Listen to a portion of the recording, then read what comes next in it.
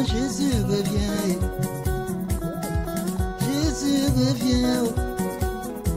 Seigneur Jésus revient. Jésus revient. Seigneur Jésus revient. Jésus revient. Seigneur Jésus revient. Jésus revient. Seigneur Jésus revient. Bienvenue sur JCR Channel 1. Préparez-vous. La trompette retentit. Bienvenue à Jésus-Christ revient Channel 1. Abonnez-vous. Jésus revient. Te prendra-t-il? Où seras-tu jugé, condamné et jeté dans le lac de feu? C'est aujourd'hui le jour du salut. Le salut est encore possible pour toi. Il n'y a pas plus sourd que celui qui se ferme les oreilles pour ne pas écouter, et plus aveugle que celui qui refuse de voir l'accomplissement de toutes ces prophéties annoncées il y a plus de 2000 ans. Jésus revient.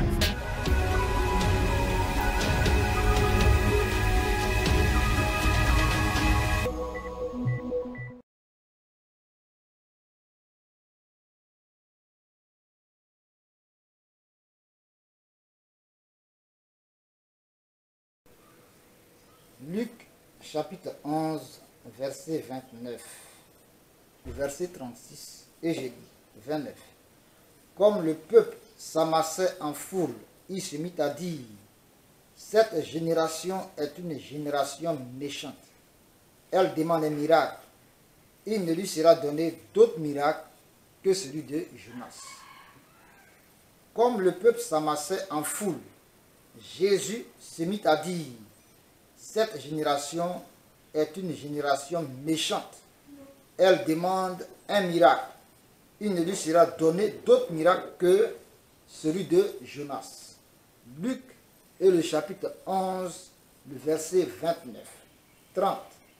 Car de même que Jonas fut un signe pour les Ninivites, de même le Fils de l'homme en sera un pour cette génération. Car de même que Jonas fut un signe pour les Ninivites, de même le Fils de l'homme en sera un pour cette génération. 31.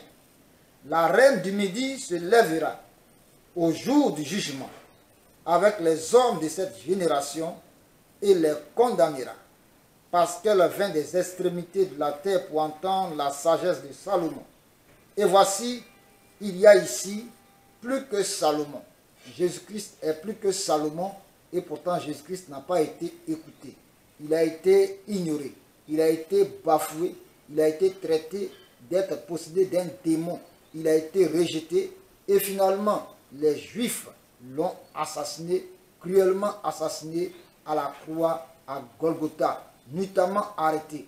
Un procès vite mené parce que ne voulant pas que le peuple se soulevât pour empêcher leur sale besogne. Christ condamné de façon active et crucifié à Golgotha à la sortie de Jérusalem, selon que Dieu, dans les Écritures, l'avait prophétisé depuis Genèse chapitre 3, le verset 15, et les livres prophétiques. Alors il dit quoi? 31. La reine du Midi se lèvera au jour du jugement avec les hommes de cette génération et les condamnera parce qu'elle vint des extrémités de la terre pour entendre la sagesse de Salomon. Et voici, il y a ici plus que Salomon. 32. Les hommes de Ninive se lèveront au jour du jugement avec cette génération et la condamneront, parce qu'ils se repentirent à la prédication de Jonas. Et voici, il y a ici plus que Jonas. Jésus-Christ Nazareth est plus que Jonas. Jésus-Christ Nazareth est le prince de la vie. Il est le Père éternel, Dieu puissant, admirable, conseiller. Emmanuel, Dieu avec nous, Dieu parmi nous. Il s'appelle Jésus. En Matthieu chapitre 21, verset 21 à 23, la Bible dit, il s'appelle Jésus. Ce nom signifie Dieu sauve son peuple de ses péchés. Les Juifs avaient ce nom. Ils connaissaient le sens de ce nom. Et pourtant, ils l'ont rejeté. Ils ont même voulu la libération d'un criminel, d'un récidiviste notoire, en la personne de Barnabas et le juste juge, a été condamné injustement. Même les rois romains, Pilate et Hérode, ont reconnu que Jésus-Christ de Nazareth était innocent. Ils ont voulu le libérer, mais les Juifs ont refusé. Ils l'ont méprisé, ils l'ont bafoué, ils l'ont traité d'apatride, ils l'ont fait assassiner, ils l'ont livré aux soldats romains, ils l'ont livré à la mort par jalousie. Or, tout cela s'est accompli parce qu'il en devait être ainsi, afin que toi, afin que moi, chacun de nous, quiconque croit en Jésus, soit sauvé. Malheureusement, cette génération dans laquelle nous sommes est une génération pécheresse, méchante, mauvaise, sur tous les bords. Et nous voulons des miracles. Nous demandons à Dieu des miracles. Quel miracle attends-tu de Dieu? Qu'est-ce que tu veux que Dieu fasse de toi ou fasse pour toi, mon frère, pour toi, ma soeur? Bless the kingdom now. Le royaume maintenant. Voilà ce que nous voulons. Voilà ce que nous attendons. C'est pourquoi beaucoup sont dans les églises. Mais on n'y est pas parce qu'on cherche à aller au ciel. Frère, soeur, arrête un peu. Assieds-toi un peu. Le temps est venu. Et les temps sont mauvais. Les jours sont mauvais. En 2015, 2016, 2018, le Seigneur m'a amené à parler du jugement, du procès de l'Éternel des armées contre l'église ivoirienne. Je suis venu ce matin vous dire que le temps est venu. Dieu fait chaque chose bonne en son temps. Il a pris du temps pour avertir l'église. Le temps du châtiment, du jugement de l'église ivoirienne est arrivé. Une génération méchante qui attend les miracles de Dieu. Ce n'est pas possible. Vous avez excité. Nous avons excité la couleur de Dieu. L'heure est à la repentance. Sinon, tu seras emporté. Sinon, tu seras emporté. Voici les paroles de Jésus lui-même. 32. Les hommes de Ninive se lèveront au jour du jugement avec cette génération et la condamneront parce qu'ils se repentirent à la prédication de Jonas. Et voici, il y a ici plus que Jonas. Personne n'allume une lampe pour la mettre dans un lieu caché ou sous le boisseau, mais on la met sur le chandelier afin que ceux qui entrent voient la lumière. Verset 33 de Luc chapitre 11. Ton œil, verset 34. Ton œil est la lampe de ton corps. Lorsque ton œil est en bon état, tout ton corps est éclairé, mais lorsque ton œil est en mauvais état, tout ton corps est dans les ténèbres. Prends donc garde que la lumière qui est en toi ne soit ténèbres. Si donc tout ton corps est éclairé, n'ayant aucune partie dans les ténèbres, il sera entièrement éclairé comme lorsque la lampe t'éclaire de sa lumière. Nous sommes une génération méchante. Un peuple méchant. Des chrétiens méchants qui méprisent la seigneurie de Jésus-Christ de Nazareth. Christ, Dieu Tout-Puissant, est présenté comme une marionnette qu'on tord dans tous les sens et qu'on voudrait qu'il exauce nos vœux. Pendant que nous avons des cœurs qui ne sont pas la gloire de Dieu. Pendant que dans nos cœurs, la rancœur, la haine, la colère, la méchanceté, les orgies, toutes sortes de méchanceté, y règnent. Pendant que notre apparence même témoigne que nous ne sommes pas convertis. Parce que la transformation de notre esprit, de notre cœur, devrait réjaillir également dans notre tenue vestimentaire. Nous sommes dans la nudité, dans le nudisme, dans l'exhibitionnisme, dans la souillure, dans la dépravation sexuelle, dans la débauche, dans la méchanceté, dans l'hypocrisie, l'occultisme, la sorcellerie dans la maison de Dieu, parmi le corps pastoral. Et tout cela, Dieu regarde. Il a longtemps averti. Je sais nous vous dire ce matin que le temps de Dieu est venu pour juger cette église, pour purifier l'église de Côte d'Ivoire. Préparez-vous. Quand les prophètes parlent, vous dites, oh, votre Dieu depuis. J'ai dit, préparez-vous. Nous sommes dans cette nation ivoirienne, une génération méchante et pécheresse. L'église est méconnaissable. L'église de Jésus est méconnaissable. Christ ne reconnaît plus son église. Et donc, il avait annoncé, je vous dis ce matin, que le temps est venu où Jésus-Christ va vanner l'église de Côte d'Ivoire. Je ne suis pas là pour plaire à un homme. Je ne suis pas là pour plaire à un bishop. Je ne suis pas révérend. Ça ne m'intéresse pas les titres. Il n'y a rien dans les titres. Est-ce que la parole authentique de Jésus de Nazareth, c'est ce que nous prêchons? C'est ce que nous conseillons? C'est ce que nous pratiquons? Que nous soyons pasteurs, servants de Dieu ou simples fidèles. Je parle à l'église de Côte d'Ivoire. Le temps de Dieu est venu. Tam, Aska. Le temps de Dieu est venu. Le jugement de Dieu contre l'Église, ça tient à un doigt. Qu'est-ce que tu fais, mon frère? Qu'est-ce que tu fais, ma soeur? Parce que lorsqu'on parle, vous pensez que c'est de l'amusement. Ce n'est pas un jeu. L'Église sera vanée. Des pasteurs par milliers, francs-maçons, rosicruciens, mystiques, marabouts féticheurs, plongés dans les rituels, dans les sacrifices humains. C'est quelle Église? Ça, c'est quelle Église? Christ ne reconnaît pas son Église. On a trafiqué l'évangile. Pour une prière, tu dois payer de l'argent. Pourquoi? Toi-même, homme de Dieu, tu as payé quoi pour avoir le don? The gift of Holy Ghost. Ça s'appelle les dons, les cadeaux que le Saint-Esprit nous donne. Ça s'appelle encore la manifestation. La manifestation du Saint-Esprit en chacun de nous. Ce n'est pas nous notre manifestation. Le don spirituel ne nous appartient pas. Pourquoi monnayer la parole de Dieu? Pourquoi monnayer la parole de Dieu? Pourquoi réclamer des biens, de l'argent pour avoir prié pour quelqu'un ou bien avant de prier pour quelqu'un? Le temps est venu où Jésus va vanir l'Église. Et tout le monde saura qui est véritablement, véritable serviteur de Dieu dans ce pays. Tout le monde va voir. Tout le monde va voir. Tout le monde va voir. Tout le monde va voir qui est vraiment prophète de Dieu, qui est vraiment pasteur établi par Jésus, qui est vraiment évangéliste, qui est vraiment de Dieu dans ce pays. Que tu sois chrétien, que tu sois pasteur, homme de Dieu. Le temps est venu où on va voir. Beaucoup seront exposés. Christ va maintenant vanir. Il est l'heure. À bon attendeur, salut.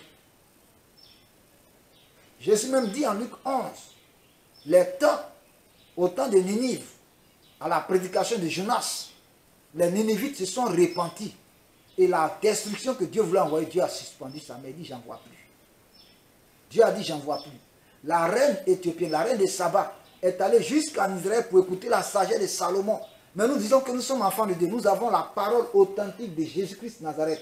Mais cette parole, nous la foulons au pied chaque jour. Nous la méprisons. Nous ne voulons pas l'écouter. Nous ne voulons pas marcher selon la parole de Dieu. Mais nous voulons que Dieu marche nous selon nos cœurs. Nos cœurs méchants, égoïstes, pleins de méchanceté, pleins de vices. Et nous parlons de volonté permissive de Dieu. La volonté de Dieu, c'est la volonté de Dieu. Ce que Dieu veut, c'est ce qui est bon, agréable et parfait. Il n'y a pas de volonté permissive. Et à vous les théologiens, vous serez balayés. Vous serez vanés. Préparez-vous. Le temps est venu. Vous avez égaré le peuple de Dieu par vos faux enseignements, par vos fausses doctrines. La théologie est contre Dieu. Personne ne peut connaître Dieu avec son intelligence.